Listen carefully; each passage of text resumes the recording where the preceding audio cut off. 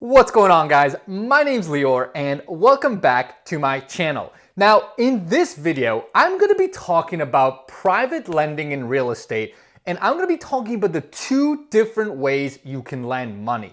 You can lend money as either equity or as debt. Now, what I mean by that is if you have ever talked to a potential investor, a real estate operator, flipper, whatever it is, and if they ever mention to you, hey, I'm looking to raise some money for my project, then they've probably offered to you in two different ways, right? They've either offered to you as like a venture together, right? Where you offer the check and then you get some sort of percentage of the deal, or they've essentially offered it as, hey, why don't you lend me some money and I'll pay you a fixed interest rate on it. So in this video, I'm gonna be talking about the differences between the two structures from a private lender's perspective, as well as talk about how to align that decision with your goals, your risk appetite, and general investment philosophy. So with that, let's get at it. What's going on, guys? My name's Lior and I'm a real estate investor out of Boston, Massachusetts, and welcome back to my channel. Now, before we get into today's content, two very quick things. Number one, guys, if this is your first time on my channel, please make sure to smash that subscribe button. I put out tons of new videos every single week talking about everything in real estate investing, strategies, the BRRRR strategy, how to be a private lender. I give you guys some like actual landlord war stories. So I've got so much different type of content. So if you want to learn about it, make sure you smash that subscribe button. And number two, if you guys have been thinking about doing or investing in a BRRR deal, right? A BRRRR deal, buy, rehab, rent, refinance, repeat. Try saying that 5 times fast. If you guys are interested in that, I put together a guide on one of my latest deals so you guys can get a feel of the numbers. So make sure you download that guide and it'll give you an example case study of a BRRRR deal.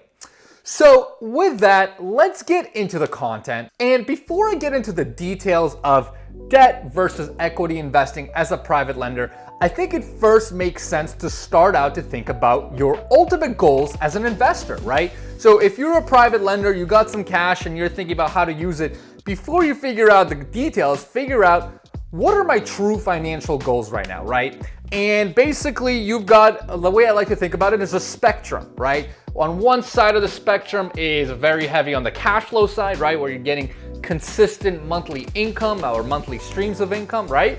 Whereas on the other side, it's more on the appreciation, your kind of equity play, right? Where you're investing into something that you believe will grow over time and will really increase your net worth, but not necessarily pay you monthly cash flow / dividend. Now, where you're at on the spectrum really depends on various factors, right? It could depend on your age, right? So maybe if you're older, right, and you're thinking about retirement, maybe you want something that's generating a little bit more consistent cash flow. Or if you're maybe younger, you don't necessarily need that month-to-month money. You're willing to kind of play for the upside.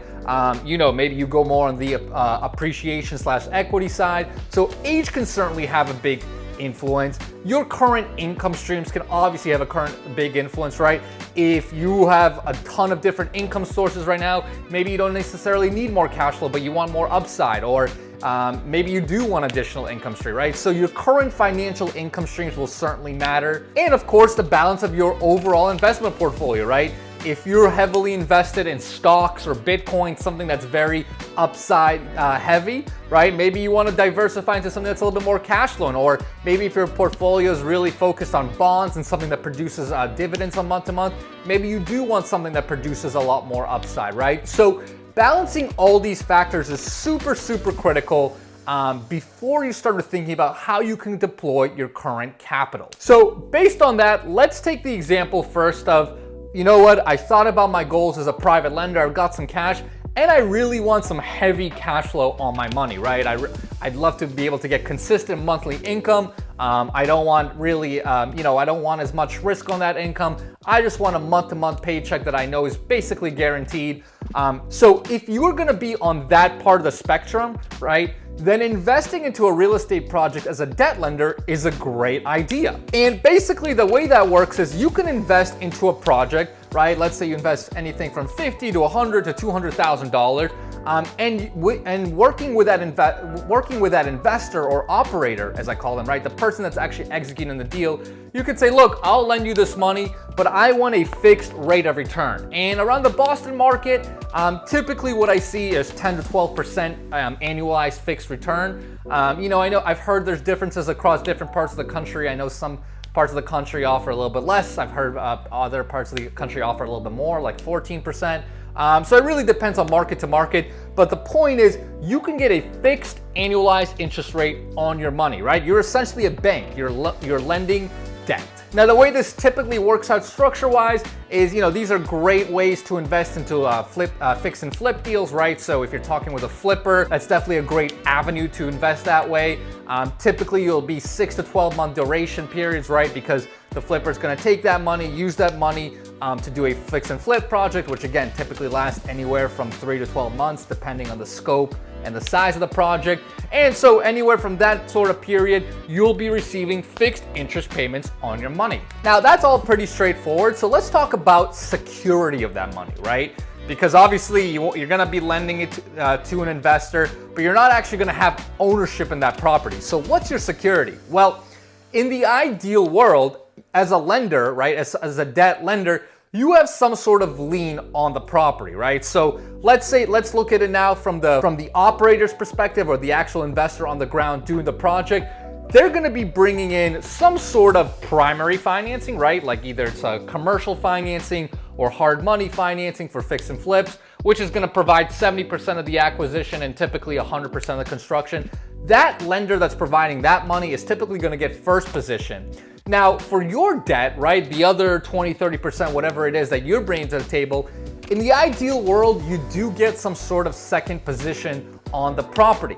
Now, the issue though is, even though that's ideal, most commercial lenders, and that includes hard money lenders, do not allow investors to put second positions on the property, right? So if that investor or operator, again, as I call it, is grabbing a loan, typically on the loan docs, it will say that they cannot put a second position lien on that property. So typically what I see happen, and what I've done in my own projects, is you can look for what's called a personal guarantee, right? So basically the operator slash investor is gonna give you a written personal guarantee that is backed by his cash, his assets, his balance sheet, which will essentially say, hey, Mr. Private Lender, you have my full personal written guarantee that I will return that money to you. That money is secured, and it's secured by me and my assets and everything I own, right?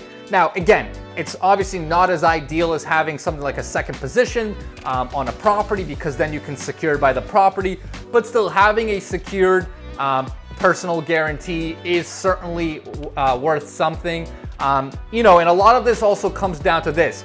Do you, as the private lender, trust and have faith in the investor to be able to execute and actually deliver the money back to you, right? That's really the bottom line of this is, at the end of the day, if you're gonna invest in private projects, you wanna make sure you really understand the operator, the investor, know their experience, and really have faith in that they will return the money, get the project done, and get you your returns that you're promised. Now, let's talk about the other side. Instead of debt, let's look at if you're gonna invest as a potential equity investor, right? And what it means to be an equity investor is simply, in return for some of the money you're gonna invest, you are actually gonna take a percent ownership of that property that you're investing in. Now, what typically you'll see as an equity investment is, unlike debt, you're not gonna have a guaranteed rate of return, right?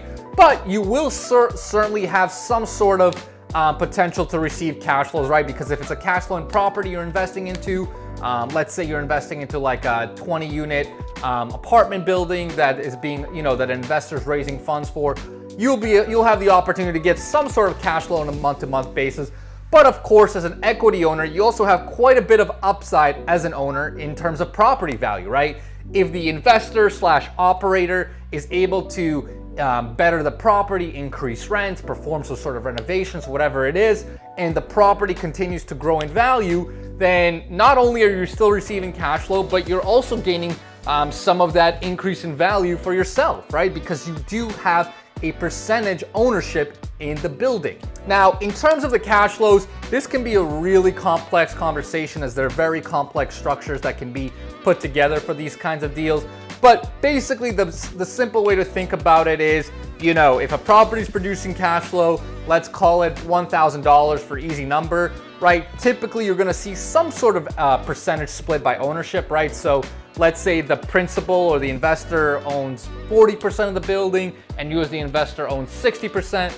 Then of that $1,000, let's say you might be able to get $600 of that cash flow and the investor would get $400 of that cash flow. Pretty straightforward. Like I said, you can obviously get much more complex when adding structures in such as preferred returns, waterfall metrics, and everything else. I'm not really going to get into that in this video, but just know that it could be more complex than that. But bottom line is, as an equity investor, you still do have some sort of exposure to monthly cash flows. Now, these are obviously not going to be anywhere typically from like the 10 to 14% returns you might get on the debt side. Typically what I see on the equity side is somewhere around the 5 to 9%.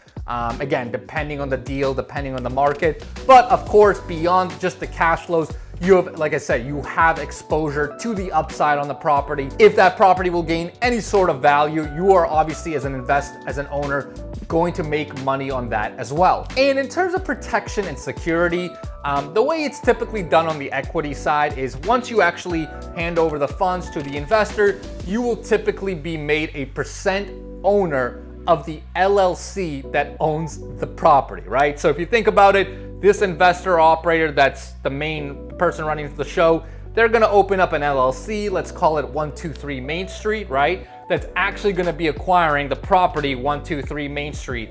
And then as an investor, as a private investor, you will get a percent ownership of that company, let's say 25%, whatever it is. And that's how your stake is secured in the company and in the property. The last thing I'll say about equity investing is, you know, it certainly has upside, but remember, as an owner, not only do you have upside, but you also got to think about your downside, right? Because like any project, I mean, real estate certainly can have great wins, but you know, if not carefully done, there certainly can be losses. And as a true owner, as someone that owns a percentage of the LLC and a percentage of the property, if the project goes wrong for whatever reason, then you are exposed to that potential loss as well. So just keep that in mind, right? Even though you are taking some upside potential, there certainly is downside. So you just want to make sure you're being strategic about your risk tolerance, understanding all the risks involved in the investment. And that way you can kind of make the best financial decision for yourself based on your risk tolerance, your financials, your income, and your overall investment portfolio. So hopefully that helps, guys. Hopefully that kind of gives you some ideas about the different ways you can invest as a private lender into real estate projects. I mean, this is a great way to diversify your portfolio, right? Without actually needing to be the main person or the operator behind a real estate deal, because if you've ever done a real estate deal yourself, you know it is insanely complex, takes a lot of work, a lot of time. So you don't necessarily have to be that person, but you do have different avenues as a private lender that you can invest into real estate and get some of that amazing exposure. So hopefully that helps, guys. If you guys have any questions, just shoot them below.